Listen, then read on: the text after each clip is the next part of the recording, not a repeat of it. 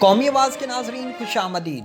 دوستو، افغان جنگجوؤں نے دنیا کی نام نہاد سپر پاور کو چاروں شانے چت کر دیا۔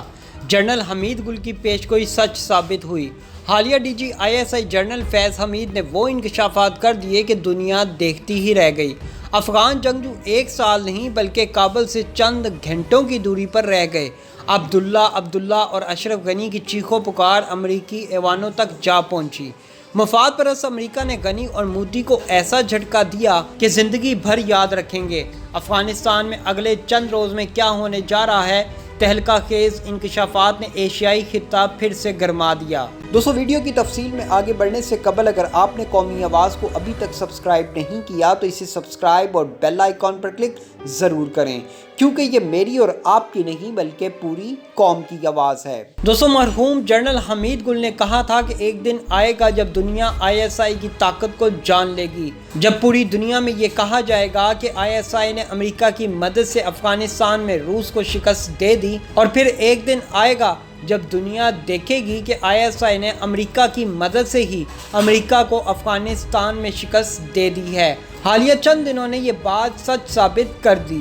افغانستان جنگ کے بعد جس طرح امریکہ اپنا مفاد نکال کر بھاگ گیا تھا اور جس طرح ایک بار پھر سے دوبارہ واپس آ کر 20 سال کی نہ ختم ہونے والی جنگ شروع کر کے بڑی غلطی کر بیٹھا ہے، اس کی مثال نہیں ملتی۔ اربوں ڈالرز، ہزاروں اموات کے بعد امریکہ کو ملا کیا ٹھینگا؟ امریکہ آج دم دبا کر بھاگنے کے لیے بھی انہی افغان جنگجوؤں کے ترلے منتیں کر رہا ہے جن کے ساتھ مل کر اس نے روس کو شکست دی تھی۔ خود غرض امریکہ کو پھر افغان جنگجوؤں نے وہ سبق سکھایا کہ مدتوں یاد رکھے گا۔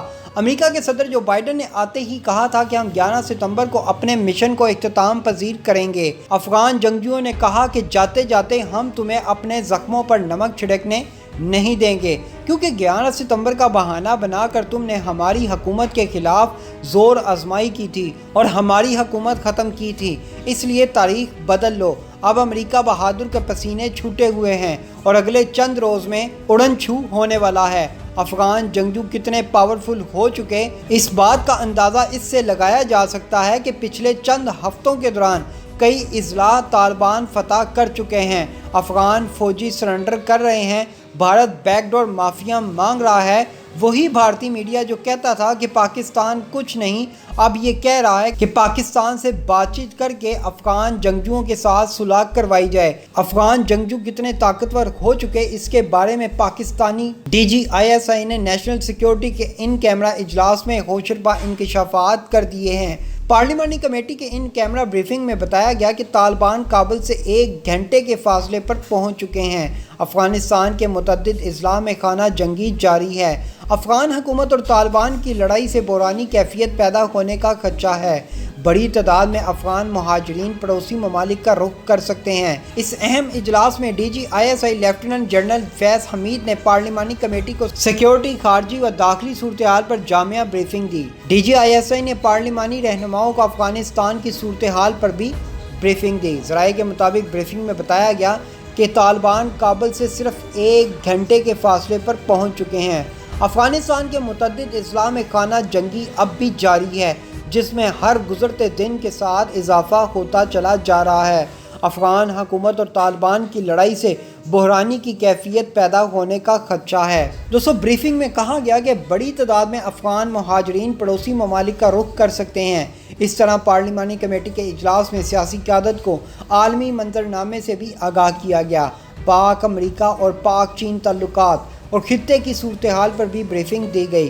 پاکستان کا افغانستان سے متعلق موقف اور امریکی فوج کے انخلاء کے بعد کی صورتحال پر بھی بریفنگ دی گئی۔ نجی ٹی وی ذرائع کا کہنا ہے کہ اجلاس میں افغانستان، مقبوضہ کشمیر سمیت خطے کی مجموعی صورتحال پر بریفنگ دی گئی۔ دوستو، افغانستان سے امریکی افواج سمیت نیٹو افواج کے انخلاء سمیت دیگر امور پر بھی بریف کیا گیا۔ بتایا گیا کہ پارلیمانی لیڈرز اور قومی سلامتی کمیٹی کو بین الاقوامی تعلقات سے متعلق بھی بریفنگ دی گئی ہے۔ اجلاس میں سی پیک سمیت دیگر اہم پروجیکٹس پر بھی تفصیلی بریف کیا گیا۔ اجلاس کے بعد پاکستان مسلم لیگ نون کے صدر قائد حزب اختلاف میاں شہباز شریف نے میڈیا سے مختصر گفتگو کرتے ہوئے کہا کہ بریفنگ سے بہت زیادہ مطمئن ہیں۔ موجودہ صورتحال پر جو بریفنگ دی گئی وہ جامع ہے۔ بہت سارے ایشوز پر بریفنگ دی گئی۔ انہوں نے کہا کہ ان کیمرہ بریفنگ تھی، اس لیے اس کی مزید تفصیلات نہیں بتا سکتے، لیکن D G I S A کے بیان سے لگتا ہے کہ بہت کچھ بڑا اب ہونے جا رہا ہے، جس کی بازگشت اس خطے میں واضح سنائی دی جا رہی ہے۔ دوستو ایسی مزید معلوماتی ویڈیوز دیکھنے کے لیے قومی آواز کو سبسکرائب اور بیل آئیکن پر کلک ضرور کریں، کیونکہ یہ میری اور آپ کی نہیں بلکہ پوری قوم کی آواز ہے۔